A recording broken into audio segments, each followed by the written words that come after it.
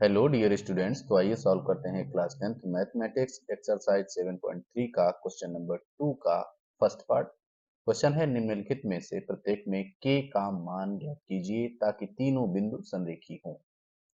In each of the following find the value of k for which the points are collinear.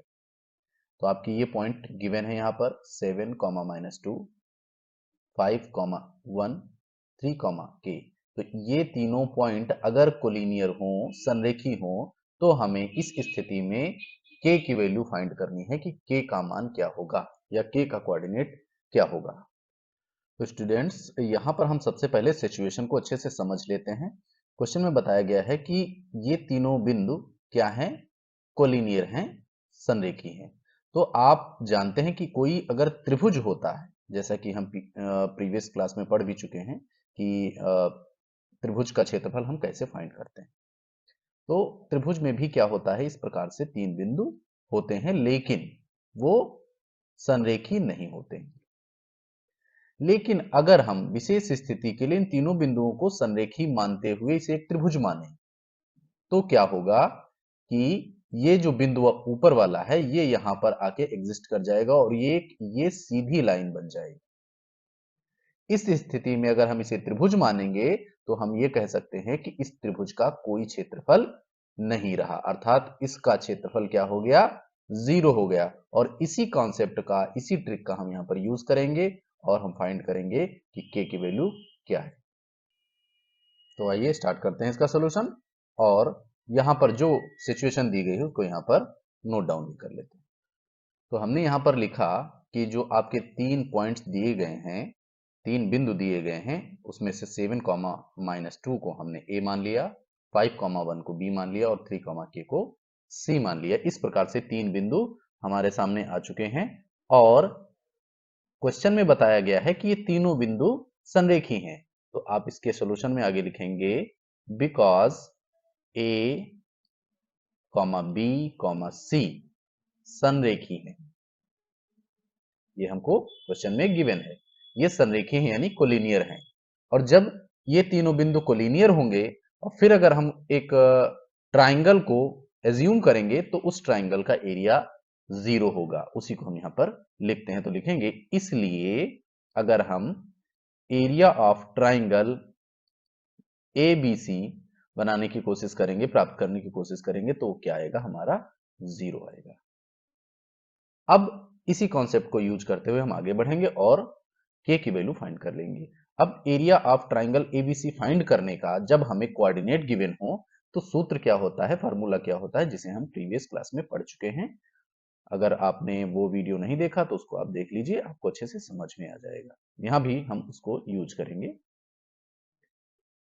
तो area of triangle ABC find करने का formula क्या होता है, 1/2 x1 y2 minus y3 plus x2 y3 minus y1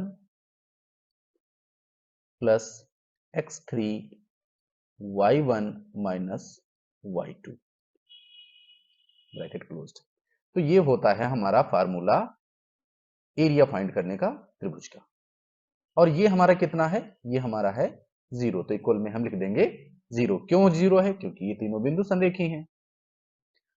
अब जैसा कि हम जानते हैं कि हमारा x1 क्या होता है, यानी कि a के जो कोऑर्डिनेट हैं वो हमारा x1 और y1 हो गया, b के कोऑर्डिनेट हैं वो हमारा x2 और y2 हो गया, और ये x3 और y3 हो गया। तो इस प्रकार से हम इसको लिखेंगे 1/2 x1 7 हो गया, ब्रैकेट y2 हमारा क्या हो गया, 1 हो गया, माइनस y3 हमारा हो गया k, प्लस x2 हमारा हो गया 5, y3 k माइनस लगा, फार्मूले वाला लगा देंगे, y1 आपका है -2। तो इसे हम इस प्रकार से लिख करके ब्रैकेट बंद करेंगे, प्लस x3 क्या है, x3 आपका है 3, y1 -2 माइनस y2 क्या है, y2 आपका है 1, ब्रैकेट क्लोज्ड इक्वल टू 0, 1/2।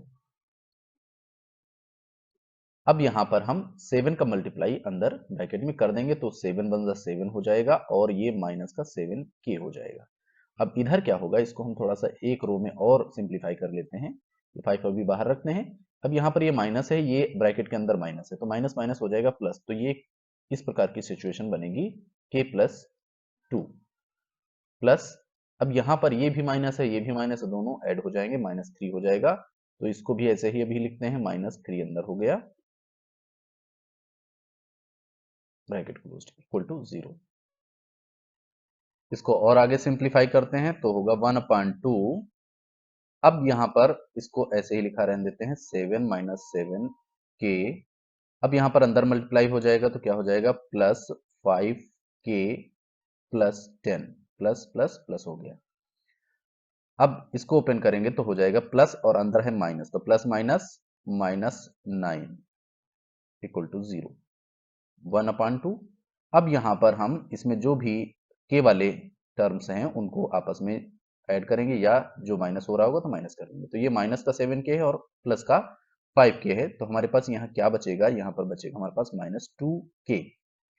और जितने ये सिंपल टर्म लिखे हुए हैं 7, 10 और 9, तो यहाँ पर आप देखिए ये 9 माइनस का है और 10 और 7 ये हमारे प्लस के हैं, तो इनको हम ऐड करेंगे तो 17 हो जाएगा। उसमें से 9 को हम माइनस कर देंगे तो हमारे पास बचेगा प्लस का 8 इक्वल टू 0। अब हम इसको यहां पर सॉल्व करते हैं। अब हम क्या करेंगे, यहां पर 1/2 जो है इसको मल्टीप्लाई कर देंगे अंदर -2k प्लस 8 से, तो हमारा क्या आ जाएगा, आएगा हमारा -2k प्लस 8 अपान में 2 इक्वल टू 0। अब इस 2 को हम इधर ट्रांसफर करते हैं तो ये इसके मल्टीप्लाई में जाएगा, तो -2k plus 8 equal to 0 into 2, -2k plus 8 equal to, अब 2 जीरो जा 0 हो जाएगा, -2k इक्वल टू, अब इस 8 को इधर भेजेंगे तो ये माइनस का 8 हो जाएगा। अब ये माइनस माइनस आप कैंसिल कर सकते हैं, तो 2k इक्वल टू आया 8 और k इक्वल टू हो जाएगा 8/2, कैंसिल करेंगे 4 आएगा। तो k की वैल्यू यहाँ पर हमें कितनी फाइंड हो गई, 4 फाइंड हो गई, और यही हमसे पूछा जा रहा था और ये हमारा हो गया आंसर। आई होप आपको ये सोल्यूशन बहुत अच्छी तरीके से समझ में आ गया होगा। अगर आपको सोल्यूशन समझ में आया है, वीडियो अच्छा लगा है, तो प्लीज चैनल को सब्सक्राइब करें, वीडियो को लाइक करें और अपने दोस्तों के साथ शेयर करें। Thank you for watching. जय हिंद।